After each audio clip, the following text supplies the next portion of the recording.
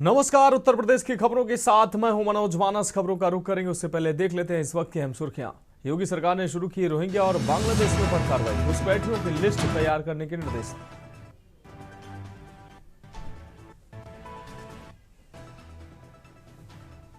पीलीभीत, बाराबंकी और गोरखपुर में विकसित किए जाएंगे ईएसडीएम पार्क। विदेश आपको बता दें, निवेश मित्र 3.0 पोर्टल भी होगा लॉन्च। लखनऊ में सघन पल्स पोलियो अभियान 14 दिसंबर से होगा शुरू। 7.03 लाख बच्चों को पिलाई जाएगी खुराक।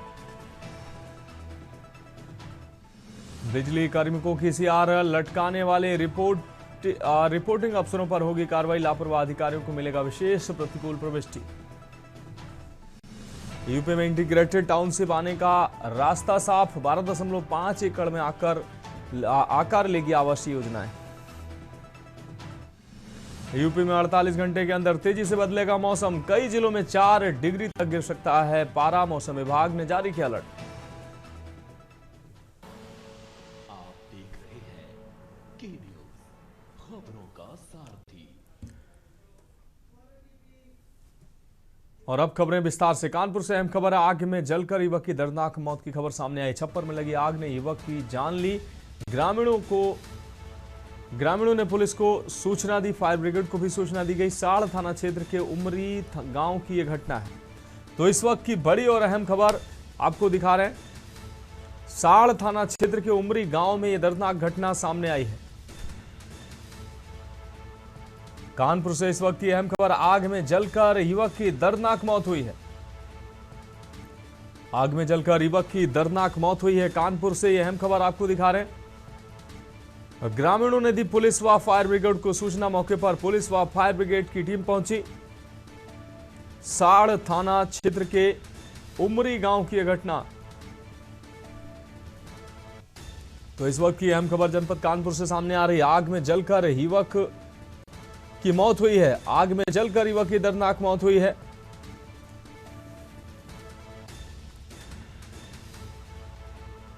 जानकारी पर ग्रामीणों ने पुलिस व फायर ब्रिगेड को सूचना दी। सूचना पर फायर ब्रिगेड और पुलिस मौके पर पहुंची, लेकिन तब तक युवक की मौत हो चुकी थी। साड़ थाना क्षेत्र की यह घटना है। तो कानपुर से अहम खबर, आग में जलकर युवक की दर्दनाक मौत हुई है। ग्रामीणों ने पुलिस व फायर ब्रिगेड को सूचना दी। मौके पर फायर ब्रिगेड और पुलिस पहुंची, लेकिन तब तक युवक की मौत हो चुकी थी। साड़ थाना क्षेत्र के उमरी गांव की यह घटना है। कानपुर से अहम खबर, आग में जलकर युवक की दर्दनाक मौत हुई है।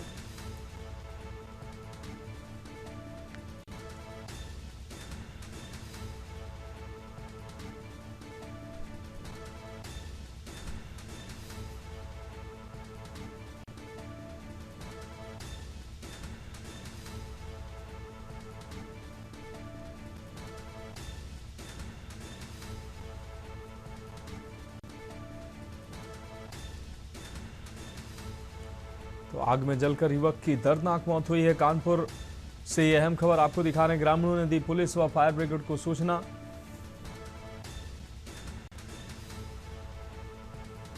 साड़ थाना क्षेत्र के उमरी गांव की यह घटना है।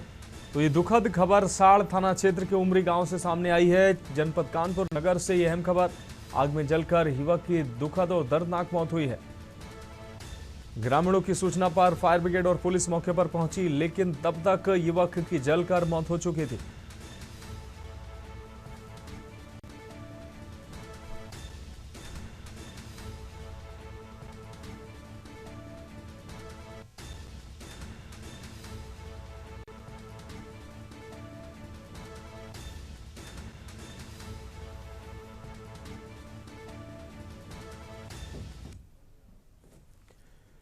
अब बढ़ेंगे अगली खबर की ओर। अगली खबर का रुख करेंगे। उत्तर प्रदेश विधानसभा अध्यक्ष सतीश महाना का एक बेहद सादा और अनौपचारिक वीडियो सोशल मीडिया पर तेजी से वायरल हो रहा है। यह वीडियो कानपुर के महाराजपुर क्षेत्र के जाना गांव का है, जहां महाना सुबह मॉर्निंग वॉक के दौरान अचानक एक ग्रामीण के घर पहुंच गए और खुद अपने हाथों से चाय बनाने लगे। वीडियो में सतीश महाना पूरी तरह से अनौपचारिक अंदाज में रसोई में खड़े होकर चाय बनाते दिख रहे हैं। उनके इस सादे अंदाज को देखकर गांव वाले जुट गए और उनका वीडियो बनाने लगे।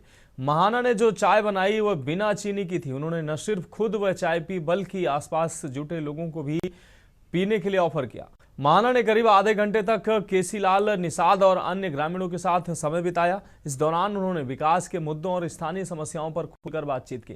ग्रामीणों ने विधानसभा अध्यक्ष के सरल और सहज व्यवहार की जमकर सराहना की और उनके साथ फोटो भी खिंचवाई।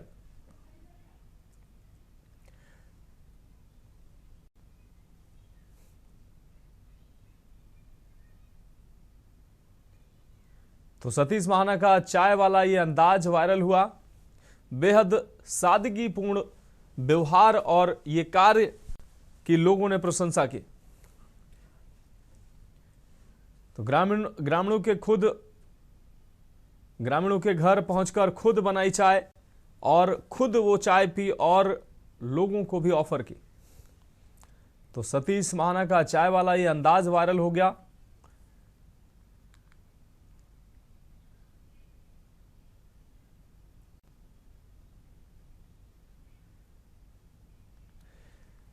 तो वीडियो में सतीश महाना पूरी तरह से अनौपचारिक अंदाज में रसोई में आपको दिखाई दे रहे हैं। उनके इस सादे अंदाज को देखकर गांव वाले जुट गए और उनका वीडियो बनाने लगे। महाना ने जो चाय बनाई वह बिना चीनी की थी।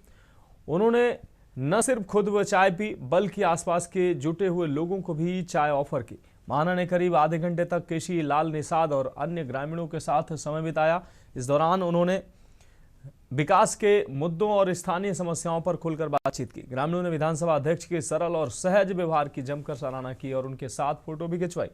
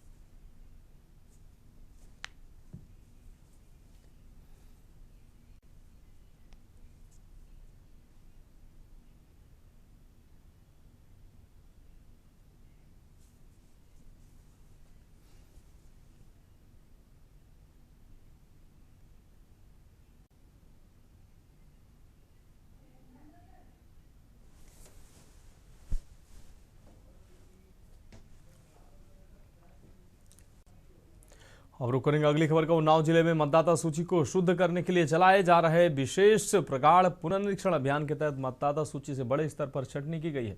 इस अभियान में अब तक 2,23,314 मतदाताओं को सूची से बाहर कर दिया गया है। इन हटाए गए मतदाताओं में मुख्य रूप से 3 श्रेणियों में शामिल हैं जिनकी मृत्यु की पुष्टि हुई है। जो मतदाता स्थायी रूप से अन्य स्थानों पर स्थानांतरित हो चुके हैं, जो सत्यापन के दौरान अपने घरों में अनुपस्थित पाए गए, जिनके नाम सूची में पहले से 2 बार दर्ज थे। जिले में 100% गणना प्रपत्रों का वितरण किया जा चुका है। अब तक डिजिटाइजेशन का कार्य 72.83% कार्य पूर्ण होने का दावा किया गया है। प्रशासन का कहना है कि डिजिटलाइजेशन का कार्य पूरा होने पर हटाए गए मतदाताओं की संख्या और बढ़ सकती है, जिससे जिले की मतदाता सूची पूरी तरह से त्रुटिहीन हो जाएगी। वर्तमान में जिले की 6 तहसीलों में कुल 23,25,053 मतदाता दर्ज हैं। इस व्यापक छंटनी के बाद उम्मीद है कि आगामी चुनाव के लिए एक अधिक सटीक और शुद्ध मतदाता सूची तैयार हो जाएगी।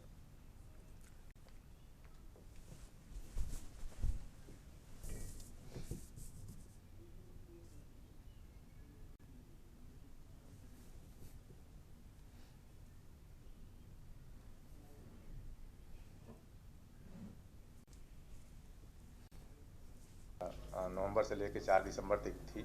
अब 1 सप्ताह का समय है। अभी 11 दिसंबर तक जनपद उन्नाव में डिजिटाइजेशन का काम 73.76% हम लोगों ने कर लिया है।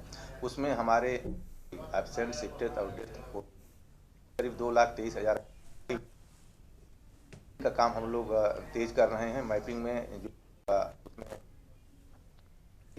25 हमारे BLO ने 100% डिजिटाइजेशन का काम किया था।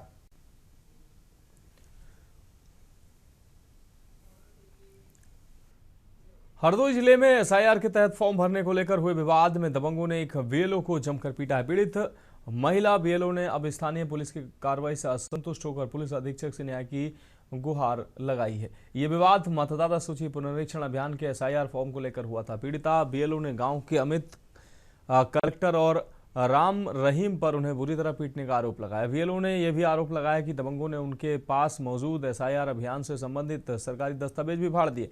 पीड़िता बीएलओ ने स्थानीय पचदेवरा थाना पुलिस पर बेहद गंभीर आरोप लगाए। उनका कहना है कि पचदेवरा थाना पुलिस ने आरोपियों पर कोई ठोस कार्रवाई नहीं की, बल्कि उल्टा दबंग युवकों को संरक्षण दिया जा रहा है। स्थानीय पुलिस की इस असंतोषजनक कार्रवाई के बाद पीड़िता बीएलओ ने निष्पक्ष जांच और न्याय के लिए सीधे पुलिस अधीक्षक से मुलाकात की और उनसे हस्तक्षेप की मांग की।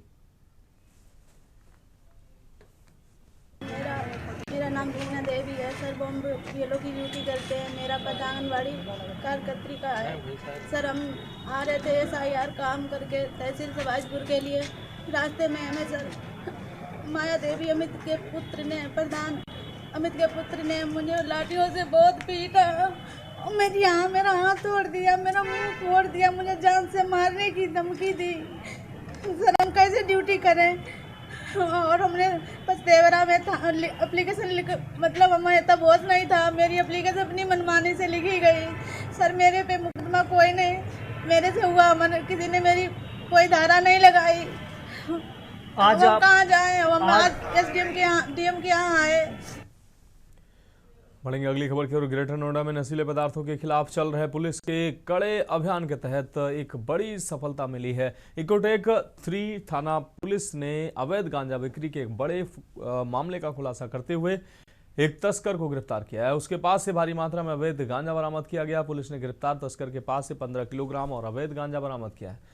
पुलिस ने एक गोपनीय सूचना के आधार पर सटीक कार्रवाई करते हुए गांजा बेच रहे तस्कर को मौके से दबोच लिया। गिरफ्तार तस्कर बिहार का निवासी है। वह ग्रेटर नोएडा क्षेत्र में अवैध रूप से गांजा सप्लाई करता था। पुलिस ने तस्कर की पहचान पुख्ता की, जिसके तार बादलपुर क्षेत्र से भी जुड़े हैं। इकोटेक 3 पुलिस की टीम ने इस सफल कार्रवाई को अंजाम दिया। गिरफ्तार तस्कर के खिलाफ एनडीपीएस एक्ट के तहत मुकदमा दर्ज कर लिया गया है।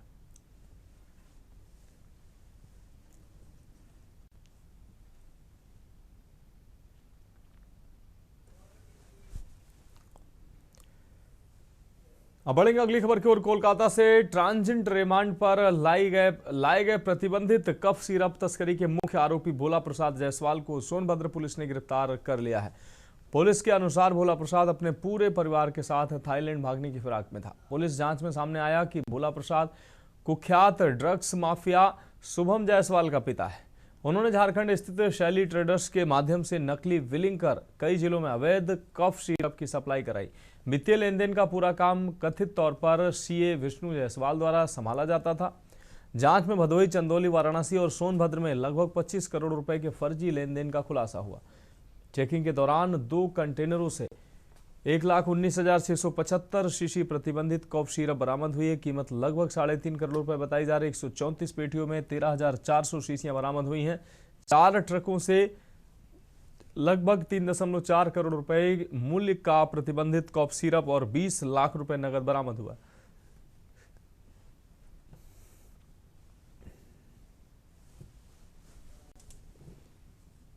देखिए, जैसे आप सबको ज्ञात है, दिनांक 18/10/2025 को जनपद सोनभद्र में जब हमारी संयुक्त चेकिंग चल रही थी एक्साइज टीम के साथ, तो हमने लगभग 1,19,675 शीशी की कफ सिरप की बरामद करी थी। उसी क्रम में हमारी जब ये विवेचना आगे बढ़ी तो उसके उपरांत जनपद गाजियाबाद में और बीच में जनपद रांची में, झारखंड में हमने कुछ कफ सिरप की ये बोतल बरामद करी थी। अभी तक जांच में ये स्पष्ट हुआ था कि कई सारी फर्जी दवाइयों की दुकान क्रिएट की गई हैं, जिसमें दिखाया जाता था कि इसकी सप्लाई हो रही है, पर वो दवाई उन दुकानों पे ना जा करके अन्य कहीं जगह स्मगल की जा रही थी। बढ़ेंगे अगली खबर की ओर। खबर लखनऊ से है, जहां गोमती नगर थाना क्षेत्र के विशाल खंड 2 में महिला की हत्या मामले का पुलिस ने खुलासा करते हुए 2 आरोपियों को गिरफ्तार कर लिया है। पुलिस के मुताबिक दारू ठेके पर आरोपियों की महिला से मुलाकात हुई थी। शारीरिक संबंध की बात पर वो महिला को अपने साथ झोपड़पट्टी में लेकर गए थे, जहां शारीरिक संबंध न बना पाने पर आरोपियों ने महिला की हत्या कर दी।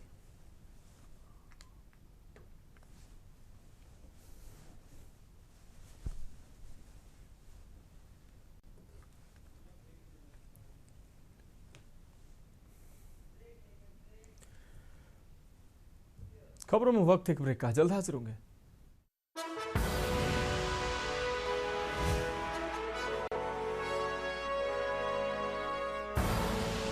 आप देख रहे हैं के न्यूज, खबरों का ब्रेक के बाद खबरों में एक बार फिर से आपका स्वागत है। बरेली विकास प्राधिकरण का बुलडोजर एक्शन जो मंगलवार को सूफी टोला से शुरू हुआ था, बुधवार को और तेज हो गया और इस कार्रवाई की गूंज से पूरे इलाके में हड़कंप मच गया। और अब प्रेमनगर बेरामपुर स्थित इकबाल पैलेस शादी हॉल भी प्रशासन के रडार पर आ गया है। सूत्रों के अनुसार इकबाल पैलेस शादी हॉल के अंदर से लेकर बाहर तक अवैध निर्माणों की एक लंबी लिस्ट तैयार की गई है। हॉल पर कार्रवाई की तलवार लटकते ही देर रात तक उसमें से सामान निकालने का दौर चलता रहा, जिससे पूरे क्षेत्र में दहशत फैल गई। मंगलवार से बुधवार तक चली कार्रवाई में सूफी टोला से लेकर फाइक इनक्लेव तक के अवैध निर्माणों को ध्वस्त किया गया। आजम खां के रिश्तेदार पर एक्शन, सबसे बड़ी कार्रवाई। आजम के रिश्तेदार सरफराज वली खान के 2 बड़े शादी हॉलों पर कार्रवाई हुई है। उनके एवाने फरहत और गुड मैरिज हॉल को पूरी तरह से बुलडोजर चलाकर जमींदोज कर दिया गया है, जिसने पूरे इलाके में दहशत की गूंज छोड़ दी है। कार्रवाई की गति को देखते हुए सूफी टोला से लेकर फाइक इनक्लेव तक हर वह निर्माण दबाव में है जिस पर वर्षों से अवैध होने के सवाल थे। सुबह 11:30 बजे जैसे ही बुलडोजर कल पहली बार दहाड़ा तो गलियों में अफरा तफरी मच गई। मौके पर पीएससी और पुलिस की भारी तैनाती रही। अधिकारी खुद कार्रवाई की निगरानी कर रहे थे। प्रशासन ने 2011 की पुरानी फाइलें फिर से खोली और अवैध घोषित निर्माणों को एक एक करके ढाया जा रहा है। विरोध, चिल्लाहट, मीडिया में बयान, नेताओं के फोन प्रशासन की रफ्तार को कुछ भी नहीं रोक पाया, जो यह साफ संदेश देता है कि इस बार पीछे हटने का सवाल ही नहीं है।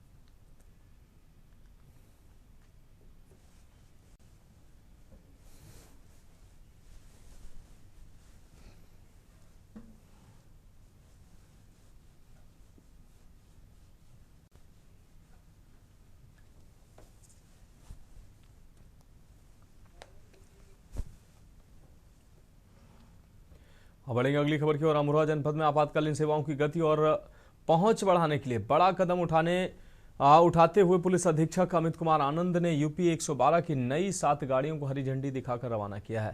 नई फ्लीट के सड़क पर उतरने से जिले में त्वरित पुलिस प्रतिक्रिया समय पर मजबूत होगी। फ्लैग ऑफ कार्यक्रम के दौरान एसपी ने कहा कि इन गाड़ियों के जुड़ने से जनता को तेज, सुरक्षित और प्रभावी पुलिस सहायता मिल सकेगी।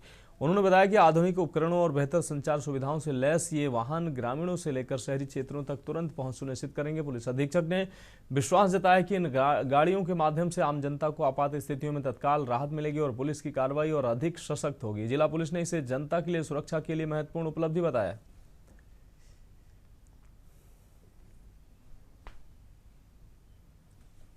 जनपद अमरोहा के यूपी 112 में 7 यूपी 112 की वाहनों का एडिशन हुआ है।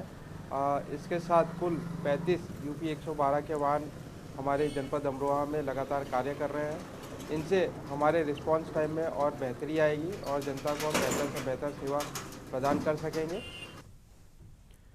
बढ़ेंगे अगली खबर की ओर। अगली खबर बाराबंकी से है, जहां बाराबंकी पुलिस ने एक वाहन चोरी का खुलासा किया है, जिसमें चोरी की घटना को अंजाम देने वाला कोई और नहीं बल्कि पीड़ित का रिश्तेदार ही निकला। पुलिस ने कार्रवाई करते हुए 2 शातिर चोरों को गिरफ्तार कर उनके कब्जे से चोरी की गई मारुति ब्रेजा कार बरामद की है। सतरिख थाना क्षेत्र के बादी नगर सहेलिया निवासी ब्रजेश ने अपनी कार चोरी होने की तहरीर दी थी, जिसके आधार पर पुलिस जांच कर रही थी।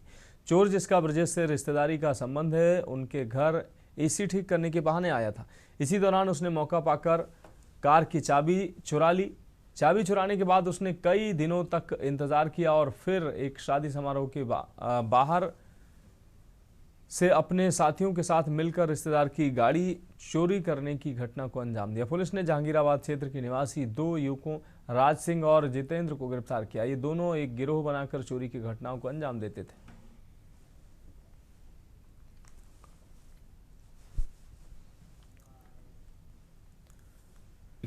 जनपद बाराबंकी अंतर्गत पुलिस अधीक्षक महोदय द्वारा अपराध एवं अपराधियों के विरुद्ध चलाए जा रहे अभियान के अंतर्गत थाना सफदरगंज, स्वाट और सर्विलांस की टीम ने एक चोरी की घटना का सफल अनावरण किया है। दिनांक 23/11/25 को रात्रि में थाना सफदरगंज अंतर्गत ग्राम नूरपुर में जो है शादी समारोह से एक मारुति ब्रेजा कार की चोरी हुई थी, जिसमें वादी ब्रजेश कुमार के पैरों पर सुसंगत धाराओं में अभियोग पंजीकृत किया गया था। उक्त घटना में 2 अभियुक्त राज सिंह और जितेंद्र, ये 2 गिरफ्तार किए गए हैं और इनके कब्जे से मारुति ब्रेजा कार बरामद की गई। अब पढ़ेंगे अगली खबर की ओर। फिरोजाबाद जनपद के थाना नारखी क्षेत्र में पारिवारिक विवाद के चलते बेटे ने मां की फावड़े से प्रहार कर गंभीर रूप से घायल कर दिया। घायल मां की मौत हो गई। जनपद के थाना नारखी क्षेत्र के गांव बहोरनपुर में मंगलवार देर शाम ललित सिंह के पुत्र हर्ष द्वारा पारिवारिक विवाह के दौरान अपनी माता मिथिलेश देवी के ऊपर फावड़ा से प्रहार कर दिया गया। हमले से मिथिलेश देवी गंभीर रूप से घायल हो गई। आरोपी बेटा मौके से फरार हो गया। कुछ समय बाद मिथिलेश देवी की मौत हो गई। हत्याकांड की सूचना मिलते ही मौके पर पुलिस सीओ और एसपी सिटी और फॉरेंसिक टीम के साथ पहुंचे। एसपी सिटी रविशंकर प्रसाद ने संबंधित हत्याकांड के विषय में जानकारी देते हुए बताया कि थाना नारखी क्षेत्र में हुए हत्याकांड में पारिवारिक विवाद के चलते मिथिलेश देवी के पुत्र हर्ष कुमार द्वारा फावड़े से हमला किया गया, जिसमें उनकी मौत हो गई।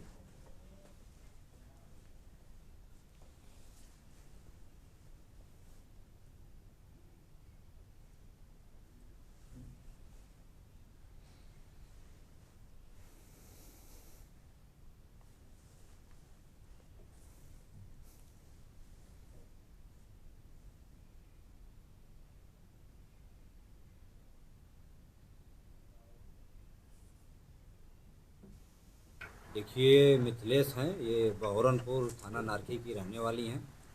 आज इन्हीं का पुत्र हर्ष ने इनके सिर पे फावड़े से प्रहार कर दिया, जिसके इसके सर में गंभीर चोट आई, जिस कारण इनकी मृत्यु हो गई है। इसमें जो मृतका मिथिलेश है, इनके भतीजे आकाश ने 112 नंबर पर फ़ोन करके सूचना दी थी। पुलिस यहाँ मौके पे आई है, मौका मुआयना किया गया है। इनके 100 का पीएम पंचायतनामा की कार्रवाई हम लोग करा रहे हैं। इसमें उचित धाराओं में अभियोग पंजीकृत किया जा रहा है और जो इसमें अभियुक्त है उसकी भी तलाश की जा रही है। जल्दी उसकी गिरफ्तारी कर ली जाएगी। हम बढ़ेंगे अगली खबर की ओर। खबर बुलंदशहर से है, जहां सिकंदराबाद पुलिस ने ऑनलाइन गेमिंग और हवाला के कारोबार का भंडाफोड़ करने में बड़ी कामयाबी हासिल की है। आपको बता दें, इस दौरान 6 आरोपियों को गिरफ्तार किया गया। आरोपियों ने काले धन को सफेद करने की बात भी कबूल की है। गिरोह भोले भाले लोगों को पैसे का लालच देकर उनके बैंक खातों का इस्तेमाल करते हुए हवाला के जरिए रकम का आदान प्रदान करता था। खास बात यह है कि गिरोह के लोग खाता धारकों को बंधक बनाकर रखते थे। पुलिस के मुताबिक गिरफ्तार आरोपी हरियाणा, खुर्जा और सिकंदराबाद के गांव के महेपा जागीर गांव निवासी हैं। पुलिस अब गिरोह के सरगना की सरगर्मी से तलाश कर रही है। पकड़े गए आरोपियों के कब्जे से पुलिस ने एक कार, एक चेकबुक और 9 मोबाइल फोन बरामद किए हैं। पुलिस ने स्वीकार किया है कि गिरोह के संबंध किसी बड़े हवाला गिरोह से जुड़े हो सकते हैं, इसलिए जांच आगे बढ़ाई जा रही है।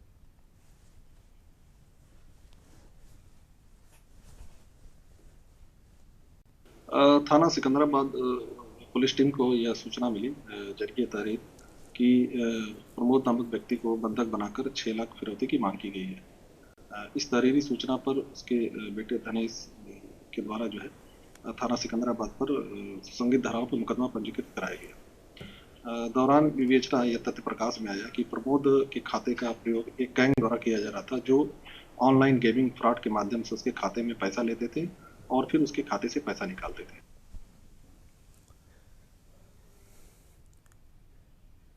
बढ़ेंगे अगली खबर की ओर। देश के प्रख्यात गांधीवादी मानवाधिकार कार्यकर्ता हिमांशु कुमार ने देवरिया में आयोजित एक प्रेस कॉन्फ्रेंस के दौरान आदिवासी समुदाय के प्रति हो रहे भेदभाव, हिंसा एवं शोषण को लेकर गंभीर चिंताएं व्यक्त की। दशकों से आदिवासी अधिकारों और उनके संवैधानिक संरक्षण की लड़ाई लड़ रहे हिमांशु कुमार ने कहा कि देश के बड़े पूंजीवादी समूह खनिज संपदा से समृद्ध आदिवासी क्षेत्रों पर नियंत्रण स्थापित करने की कोशिश कर रहे हैं और दुर्भाग्यपूर्ण रूप से इसमें सरकारों की भूमिका भी संदेह के दायरे में है। वहीं मीडिया से बात करते हुए गांधीवादी मानवाधिकार कार्यकर्ता हिमांशु कुमार ने बताया कि भारत के अधिकांश आदिवासी अत्यंत मूल्यवान प्राकृतिक संसाधनों वाले इलाकों में निवास करते हैं, जहां खनिजों की प्रचुरता ने उन्हें पूंजीपतियों की निगाह में बाधा बना दिया है। सरकारें इन क्षेत्रों की खनिज संपदा को बड़े उद्योगपतियों की तिजोरी में डालने का प्रयास कर रही हैं और इसका सबसे प्रतिकूल प्रभाव आदिवासी समाज पर पड़ रहा है।